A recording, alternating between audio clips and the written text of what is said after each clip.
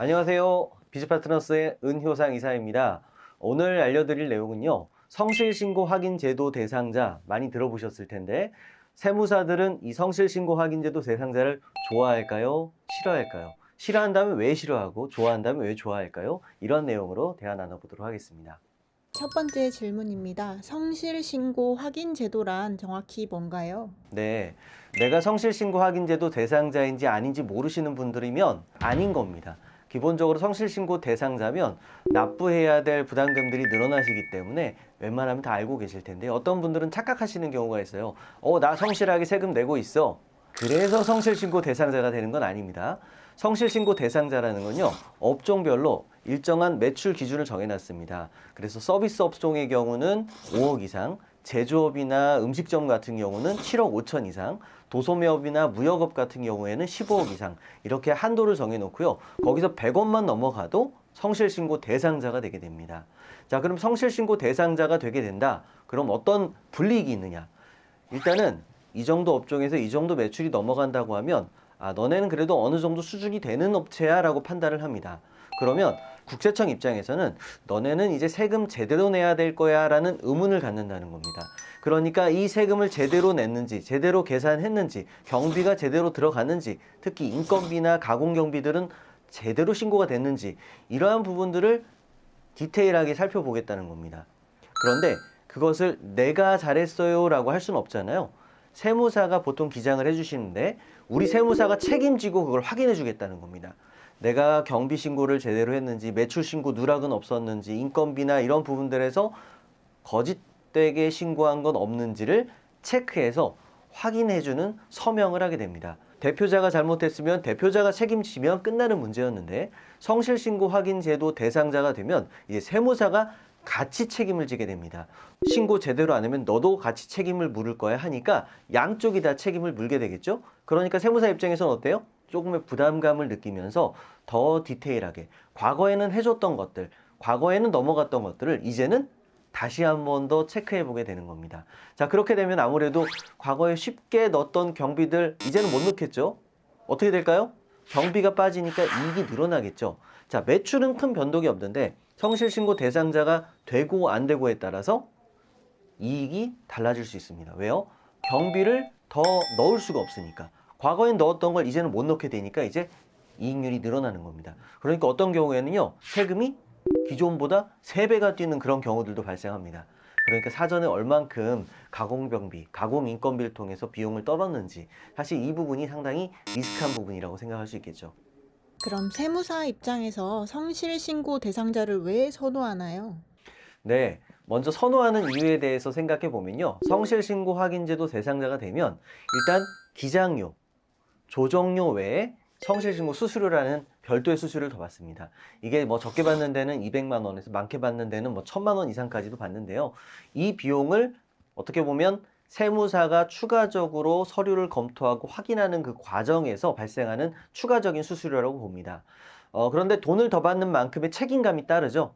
네, 그렇기 때문에 좀 부담감을 느끼는 곳도 있겠지만 일단은 수익 증대 면에서는 상당히 도움이 된다. 그 면에서 세무사들은 좋아할 수 있다라고 판단합니다.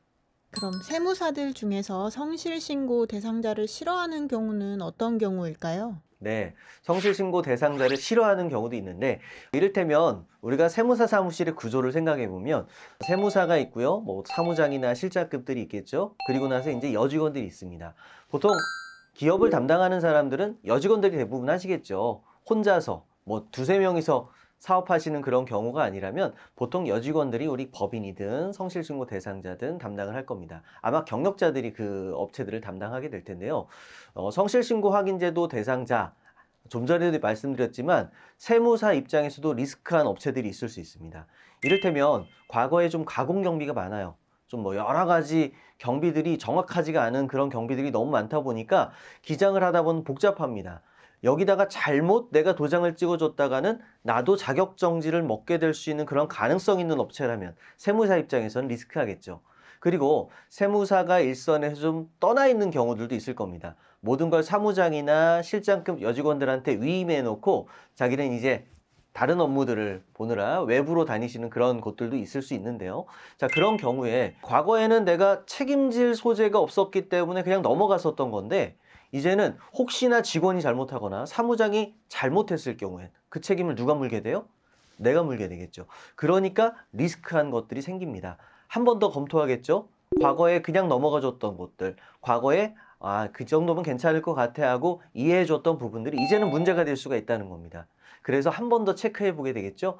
그러면 그 과정에서 여러 가지 실갱이가 발생할 수가 있습니다. 그러니까 복잡해지는 경우들이 생기는 거죠. 세무사들이 힘들어지는 경우, 또 사무장들이 기존엔 받지 않았던 간섭들을 이젠 더 많이 받게 되는, 터치를 받게 되는 그러한 일들이 있다 보니까 세무사들 중에서 이러한 것들을 좀 싫어하는 경우들도 있을 수 있습니다. 그럼 마지막으로 매출이 점점 높아져가는 사업자는 어떻게 해야 할까요? 사실 대표님 입장에서 매출이 오른다는 건 좋은 일이죠. 그렇게 해 나가야 됩니다. 매출을 계속 늘리고, 사실 매출보다 더 늘려야 될 거는 이익을 늘려나가는 것이 매우 중요하겠죠. 네, 그렇게 하기 위해서는 사실 정상적인 사업의 방향으로 이익을 추구하는 그런 방향으로 잘 발전해 나가야 되는데요. 성실신고 대상자가 되지 않기 위해서 매출을 끊지 않는 방법은 사실 불법적인 방법 말고는 없겠죠. 이를테면 현금 매출을 발생시킨다든가 뭐 매출을 일부 누락시킨다든가 요거는 당연히 저희가 권해드릴 수 있는 방법은 아닐 겁니다. 자, 그러면 성실신고 대상자가 되기 전에 매출을 쪼개는 방법 뭐가 있을까요? 네, 사업자를 분리하는 방법이 있을 겁니다. 뭐 업종이나 업태가 확연하게 구별이 될 수 있는 그런 업체들이라면 네, 그 방법도 하나의 방법이 될 수 있을 겁니다. 이를테면 내가 도소매 매출 따로 있고요. 제조업의 매출이 따로 있습니다. 자, 그럼 제조업으로 발생하는 매출과 도소매 매출을 분리해 볼 수가 있겠죠. 혹은 전체 매출 가운데 오프라인에서 판매하는 것과 온라인에서 판매하는 게 있습니다. 예, 구분해 볼 수 있겠습니다. 자, 그렇게 해서 사업자를 두 개로 분리해서 간다고 하면 성실신고 확인제도 대상자를 피하거나 한도를 좀 다르게 적용해 볼 수 있는 방법이 생길 수가 있겠습니다. 자, 그것도 저것도 아니다. 그렇다면 법인으로 전환하게 되면 법인의 경우는 성실신고 대상자가 없습니다. 물론 개인 사업을 하시다가 법인으로 전환하는 경우 개인 사업자가 성실신고 확인제도 대상자였다면 3년 동안은 법인도 성실신고를 하셔야 합니다. 하지만 그렇지 않고 성실신고 대상자가 되시기 전에 법인으로 전환한 경우라고 한다면 해당 사항이 없으니 법인으로 가는 것도 하나의 방법일 수가 있겠죠. 중요한 것은 성실신고 대상자가 되기 전에 이러한 판단을 미리 하시면 적어도 비용을 줄일 수 있다. 세금을 아낄 수 있다. 여러 가지 부가적으로 발생하는 지출들을 줄일 수 있다는 점에서 유리하다는 것을 말씀드리고 싶습니다. 제가 오늘 드리는 말씀은 성실신고 대상자가 되지 말라는 말씀이 아닙니다.